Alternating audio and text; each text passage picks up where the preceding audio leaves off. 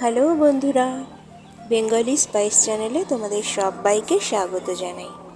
আজকের রেসিপি গরমে শরীর ও মনকে ঠান্ডা ও সতেজ করার আম পোড়া আমের শরবত। এই আমের শরবত বানাতে কিন্তু আমি কোনো রকম কালার ব্যবহার করিনি। তার জন্য এখানে নিয়েছি দুটো ফ্রেশ কাঁচা আম। এই আম দুটোকে আমি খুব ভালোভাবে ধুয়ে নিয়েছি। এবার এটাকে পোড়ানোর পালা।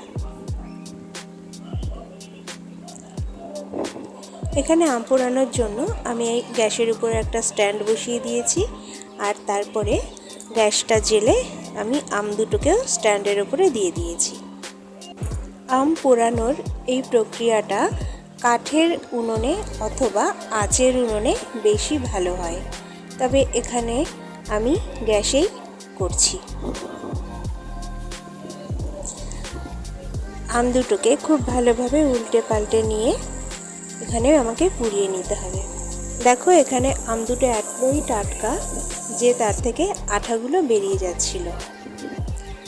আম দুটো পোড়ানো হয়ে গেছে। এবার আমি এটাকে ভালো করে ঠান্ডা করে নেব। আম দুটো ঠান্ডা হয়ে গেছে। এবার বাইরের পোড়া এই খোসাগুলোকে ভালো করে ছাড়িয়ে নেব।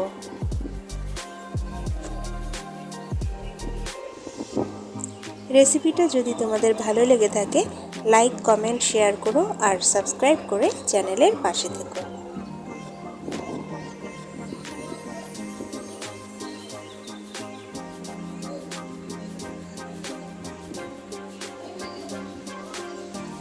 এখানে আমের খোসাগুলো ছাড়িয়ে নিয়ে এখন আমি আমগুলোকে টুকরো করে নিচ্ছি ছুরির সাহায্যে।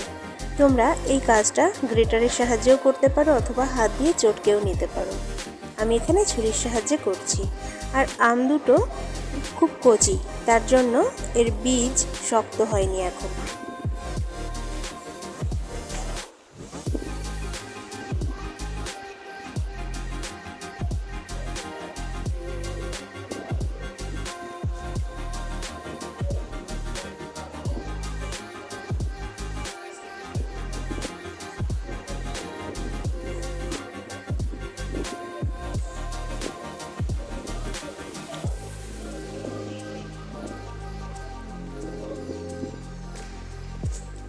আমগুলোকে আমি আটির গায়ের থেকে ছাড়িয়ে নিয়েছি।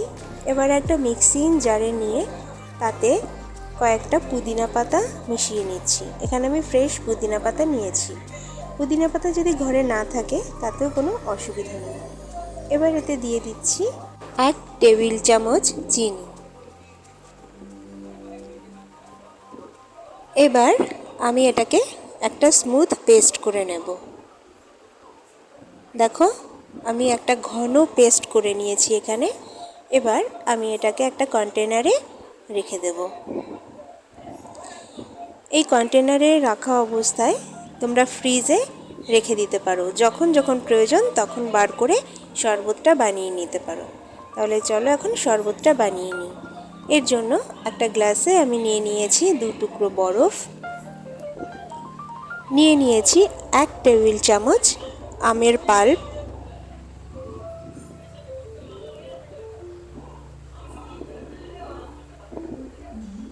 দিয়ে দিচ্ছি পরিমাণ মতো বিট লবণ,